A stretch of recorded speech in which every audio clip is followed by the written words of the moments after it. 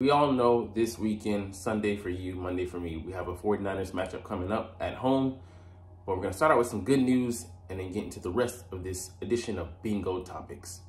What's up, it's your boy Centron coming back at you with another reaction, analysis, all that video. And I kid you not, that's my real name. Didn't mean to say reaction, but anyways, that's what I usually say on other channels. Other videos. Report. Eagles right tackle Lane Johnson says he'll be ready for the 49ers game. So he had a groin injury. He wasn't able to go in this last matchup against the Bills at home. Yeah, it was due to groin soreness. He had been working out. Had, I think, a setback maybe Friday.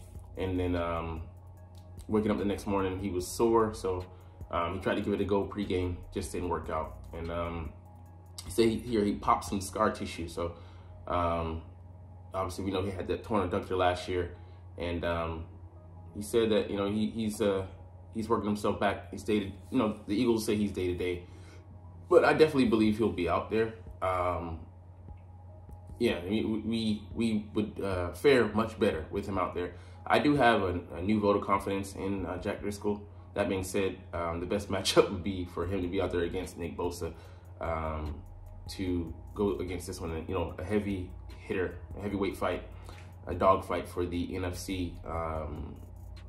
I mean, we're playing for the NFC seed, #1 seed right now. So we're better with him than without. You know, 11-22, a rare win without him last Sunday. So we'll see how it goes. But let's dive into the meat of our video here. Should the 49ers really be favored over the Eagles? A deep dive. And here's just my assessment. I get, you know, the, you know, being stats based. And you weighing the merits of a team by how they're performing purely on the field from a, you know, performance standpoint. That being said, the Eagles have gone out and won, you know, against the odds, and this is supposed to be a rough gauntlet for us to begin this stretch of games. First, we're supposed to start with Miami, then it got pushed back to, you know, being the Chiefs, and now the Chiefs aren't, you know, the Chiefs, so you're making excuses as, you know, making up reasons as they go along. And despite the record, the Bills, we sent them to a losing record. They had a winning record coming into that game. We made them have a losing record. So this is going to be a big one at home against the 49ers. And, you know, the intensity is there. You know, players on each side don't like each other. Players calling each other trash and all this other stuff. Let's forget about that. Suit up and go out there and get it done. That's the only way to settle this debacle, this debate, you know, and we'll have a chance to do it. So we're going to look at some of the numbers here, but there is something to be said that, you know, the Eagles haven't gone on a 3-game losing streak. They haven't, you know, been surprised by an opponent. It was self-inflicted wounds that, you know, sent us down with the Jets. But yeah, you know, we've weathered the storm, injuries and other things. So anyways, I keep talking. Let's get into it. So the power rankings, I'm going to throw that out because I don't really care about too much. It's good to get some assessments and see the extra attention so that, you know, you can see the extra detail and the way they're diving into research. But other than that, who cares about, you know, some outsiders' opinions that, you know, are pundits.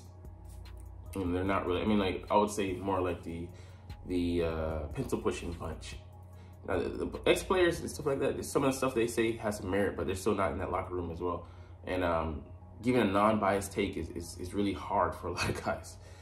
Check Tony Romo out in the booth last Sunday. Like, bro, you're ex-quarterback. Not just, you know, in regards to the Eagles, but in his assessments of plays and responsibilities and such. Home field advantage, Eagles. Yeah, we definitely should have this. And, like, the stats bear that, you know, we're scoring more points at home. And then the Niners on the road, they're only 4-2. I don't know if they went to Cleveland and that's where they lost, but it might have been at Minnesota and at Cleveland, I think, where they caught those 2 L's. And yeah, it's definitely not, you know, going into was it First Bank Stadium? Definitely not an easy thing to do, or is it U.S. National Bank? No, some bank. And then the dog pound. The Cleveland Browns have a very good defense, great defense. And we found out in the summer, man, when we scrimmaged against him, Myles Garrett is a handful. He's a monster out there, man. And you know, them adding, I think, Clowney, you and having a, a bookend guy, it's worked out well for them.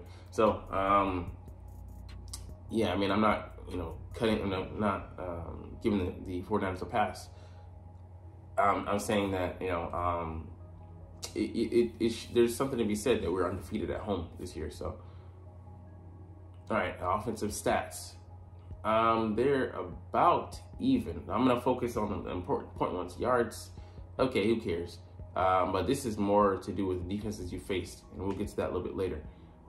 Points, they're both even at 310. That's funny.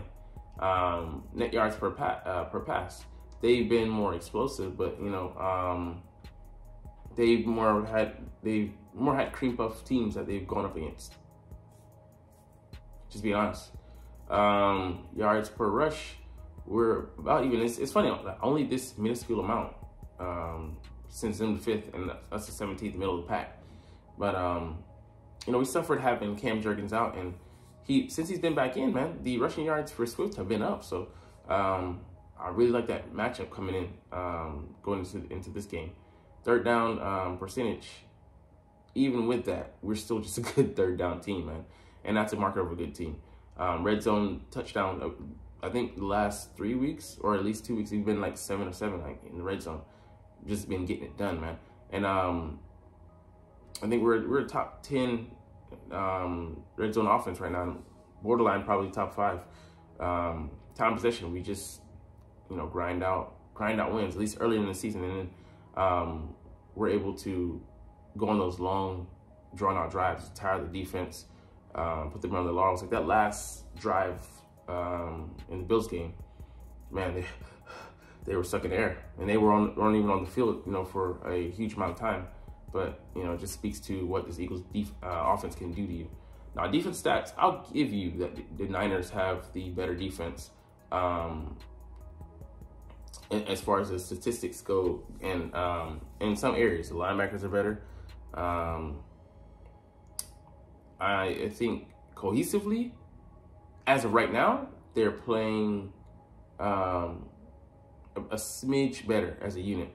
They do have that loss in the secondary that I pointed out in the short with an all-pro Talanoa Hufanga. They lost to ACL injury.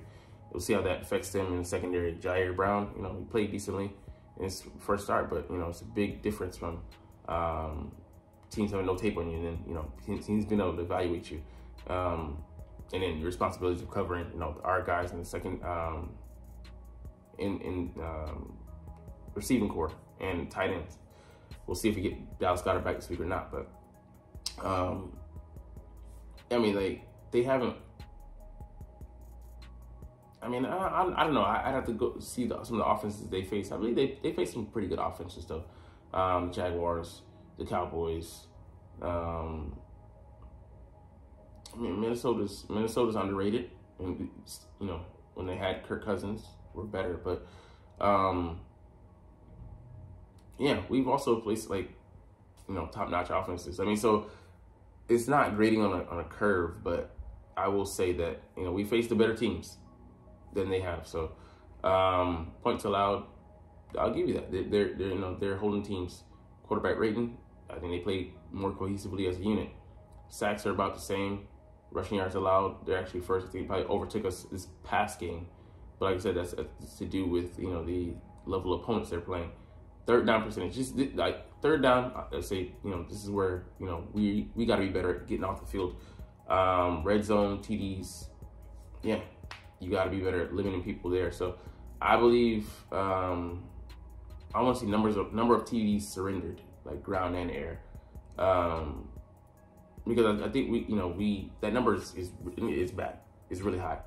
That being said, like taking things, so if you look at things like, I mean, in a microcosm, because you split things in the first and second half. First half stats, I mean, like, not only on offense, but on defense as well. We blanked the 49ers. I mean, the 49ers, blanked the Chiefs after halftime, they didn't score. The Cowboys, they scored only field goals. And the Bills, it was still 17 points. But we held Josh to 130 yards passing, picked him off, and he had a touchdown and 2 touchdowns, one on the ground and one on the air. But we were better in that second half versus the first one. So you can't just look at the stats, the pure numbers. You're going to say, oh man, this defense is horrible, but it's better than you expect. So like I said, the 49ers, they have the better defense overall. I'll give you that. But our defense is highly underrated. We're bad at certain things, can be better, but the adjustments we make up for a lot. I will say that. So, and the -2 turnover differential, that's crazy to me. And we're still 10-1. So, it speaks to like it truly is a bend but don't break, because when we get in the red zone, we're not allowing as many points and TDs. It's in the first half that we're getting killed. Third down percentage throughout the game, yeah, that's been a thing, but we're still better in the second half than the first half. Rushing yards allowed, better in the second half than the first half. To where teams, like in the first half of the season, they were giving up. Like the rushing attempts dived in the second half because they just realized they were running into a brick wall. So not all stats are created equal, and not stats are like just they're like the difference between the great and looking at gray is a studying gray. You can't just take them at face value. All right, star plays Eagles. Yeah, man, all over the field. Our offensive line, receivers, on the the defensive side or front, and back end. We don't really have a star per se, but we have some competent players. So some of them can play better, but we do have competent players. And yeah, I definitely wouldn't call him a star, but he's highly effective. And they're in danger of overusing this guy. And this guy, he's not a star, but he's in that next class. And Brandon Ayuk is pretty damn good. So it's hard for me to put Ayuk over Smith. I can't do that. I would definitely say Kittle. Give him a slight advantage, and then he's been hurt. His availability as of late has been pretty good. So. But yeah, I would definitely give us more star power, because you want to say like Chase Young, he's not a star. He's a pretty good player, I'll give you that, but he's definitely not a star. I think most of these are a star, but he's been underwhelming playing us. John Hargrave, we'll see if he shows up in this game. But he can be run on. We know that, and we're definitely taking that to note. Strength of schedule, definitely the Eagles. Like I'm saying, like I've said this before. Their 3 most impressive wins: Steelers, Cowboys, and Seahawks. And the Steelers, yeah, they're solid team, but they're underwhelming a bit. And this team as of late has been as well. And this team, they have yet to beat a team with a winning record. So you gotta grade those on a scale. And yeah, I'll give them, if they had Burrow right now, I believe they'd be a pretty good damn team. Vikings team, kind of middling, and the Browns, they're not middling. It's just they're a pretty good team. But yeah, we haven't sniffed the 3 games losing streak. They went on one. Yeah, excuses have been made and all that stuff. But what was the excuse last year? Oh, the Eagles didn't play nobody. What's the excuse this year? Oh, you're just barely winning. We're still winning, so shut the fuck up. Results. Only whiners, losers make excuses. To be honest, I don't even know what this is. Total DVOA, yeah. I'll definitely say, the 49ers. But it's close. They have the second, not close, but they have the second. We're at 8th. But that's why you can't just, if you look at pure numbers, the 49ers are the winners, but you look at what we're like, and this is a closing argument for me, but yeah, man, like, okay, our past, is 16th, where they're 6th.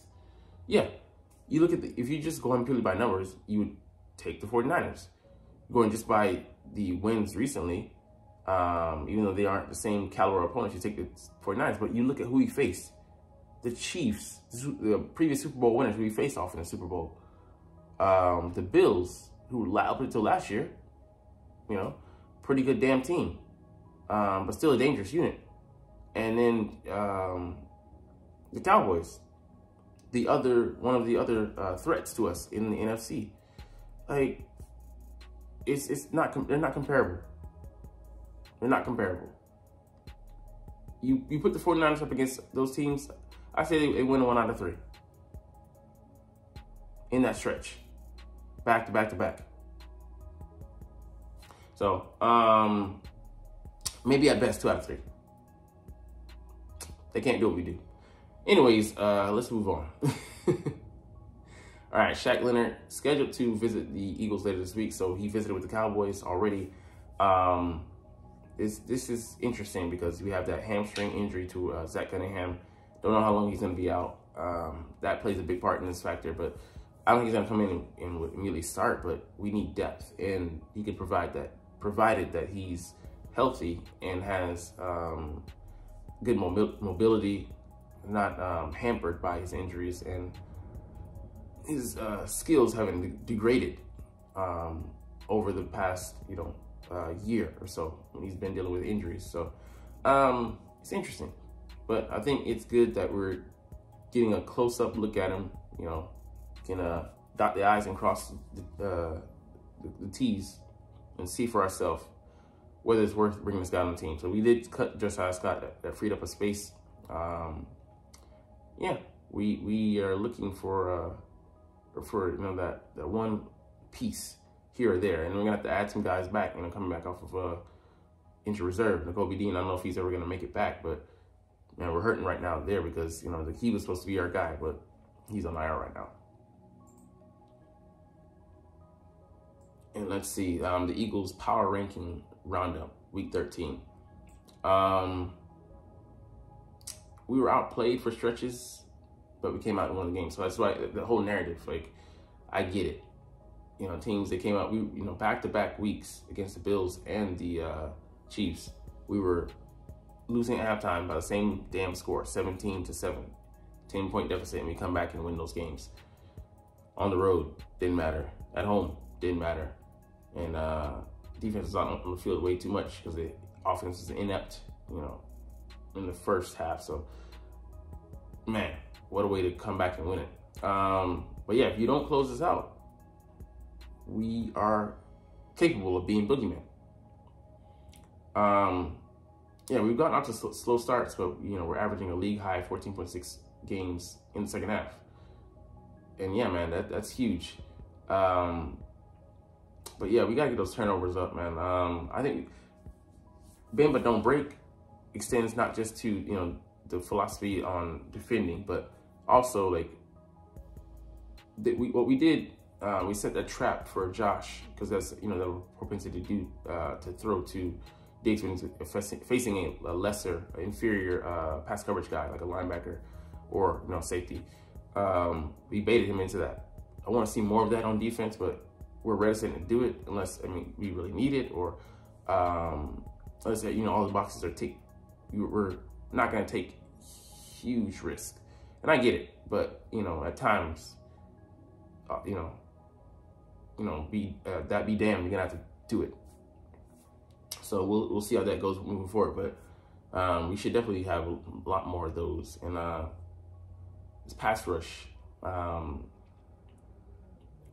we've got to find a way for it to get untracked. We've done it in recent weeks, moving guys around, so we'll see what will be done in this 49ers game. But I'm interested. I'll be interested to see what strategies we employ because we had to spy Josh, and I think that kind of reduced the pass rush in this game. But Brock Purdy, while he can escape, he's not nearly as mobile or as tough to bring down as Josh Allen. Let's see. Yeah, back-to-back 10-1 seasons since hasn't been done since Don Shula and Tony Dungy. Yeah, man,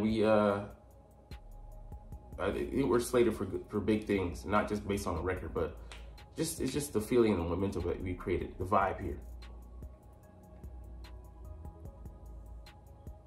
yeah, I love that, you know, they're coming out and saying that, you know, emphatically, like, strong team, in the positioning for a #1 seed. They're saying we're going to beat the 49ers. I think we're going to beat them, but yeah, I think nationally everybody's just tired. You know, they've reached a limit on the Eagles talk and just don't want to hear any more about us. But you know, it is what it is. They have Eagles fatigue, but hey, I'm an Eagles fan, so who cares? Like, yeah, we've been outgained each of the last 4 games. Wow, that's crazy. Yeah, I mean, I feel like even if they outplayed us for stretches, I mean, yeah, the end result it's all about the end result. How do you close? And we've been in so many games, like we've not only made winning a habit, like the adversity, we've learned to let it roll off our back like a duck does water. Like being able to roll with the punches, take them, then give them, and come out on top. And then like it's like most teams will experience an emotional high and a win, and then go on and lose the next week. We've steadied ship. That's really hard to do. That's a hard balancing act. Yeah, we just find ways to win games. Multiple. So, last thing we'll look at here is crazy enough, but there is a playoff clinching scenario that we can have. So we need a win plus LA loss or tie, then a win plus a Detroit loss and Green Bay loss, or a tie, but I'm not going to get into the ties. But it's crazy that we're in week 13 and we can clinch up a playoff spot, a guaranteed postseason ticket. But we got our eyes set on bigger things. That #1 seed, we won it, and we're coming for it. But anyways, we're going to get up out of here on that note. But as always, you're not even watching though, but it's all cool because I love talking about the Eagles. I love making these videos. So like I said, we're going to chunk the deuces. But as always, it's fly, Eagles, fly, and let's motherfucking go. Like, comment, share, subscribe Thanks for watching. Check me out at Centron Anime, Centron Life, or Centron Laughs, or other social media.